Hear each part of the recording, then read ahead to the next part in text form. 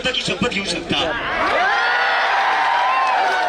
आणि भाजपचे जे प्रेसिडेंट आहे नितीन नबी, ते थोड्या दिवसाआधी बोलले की जे लोक जंतर मंतरवर आहेत ते कॉकरोच आहेत, ते व्हायरस आहेत आणि व्हायरसचा खात्मा आमचे कार्यकर्ता करतील.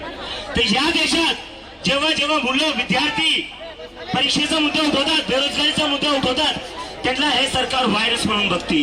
तर या सरकारला मला फक्त एकच सांगायचं, आम्ही व्हायरस नाही, आम्ही वॅक्सिन आहे. आम्ही व्हायरस नाहीये, व्हायरस तुम्ही लोक आहे, ज्यांनी पूर्ण कीड लावून ठेवली या देशाच्या एज्युकेशन सिस्टमला. धर्मेंद्र प्रधान ते थोड्या दिवसाआधी बोलले, जे लोक जंतर मंतरवर बसलेले ते दहशतगर्द्यां, ते आतंकवाद्यांची बी टीम आहे. धर्मेंद्र प्रधानला मला म्हणायचे, आमच्यामुळे पेपर फुटी नाही झाली आहे, आमच्यामुळे कोणी जीव नाही दिलेला आहे, तुमच्यामुळे 20 पेक्षा जास्त मुलांनी जीव दिलेला आहे. तर जर आतंकवादी कोणी आहे तर धर्मेंद्र प्रधान आहे. तुमच्यामुळे लोकांचे जीव गेलेले. आणि मी आज सकाळी दिल्लीवरून आलोय, आता लगेच हा कार्यक्रम झाला की मी दिल्लीला वापस चाललोय, कारण की हे आमचं जे दिल्लीतलं आंदोलन आहे ते धर्मेंद्र प्रधानचा राजीनामा झाल्याशिवाय आम्ही वापस घेणार नाही. आणि हे फक्त नीट साठीच नाहीये, गैरसमज करून घेऊ नका.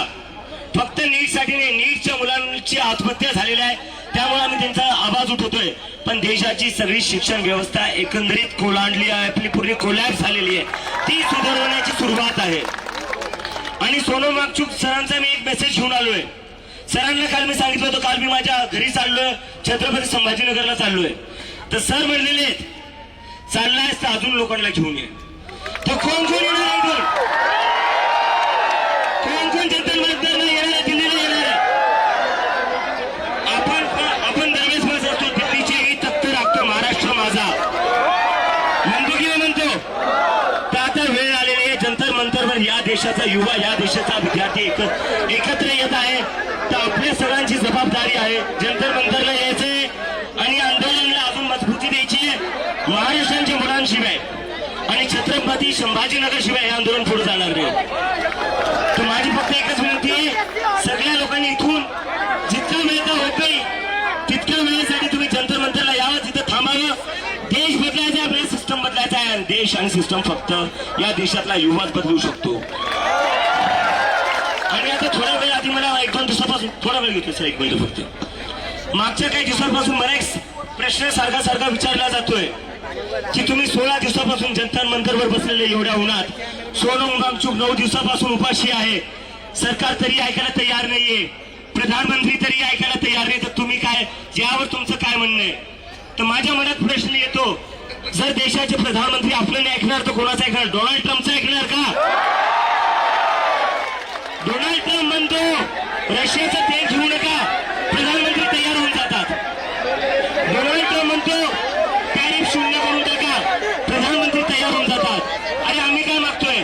आम्ही फक्त धर्मेंद्र प्रधानचा राजीनामा मागतोय.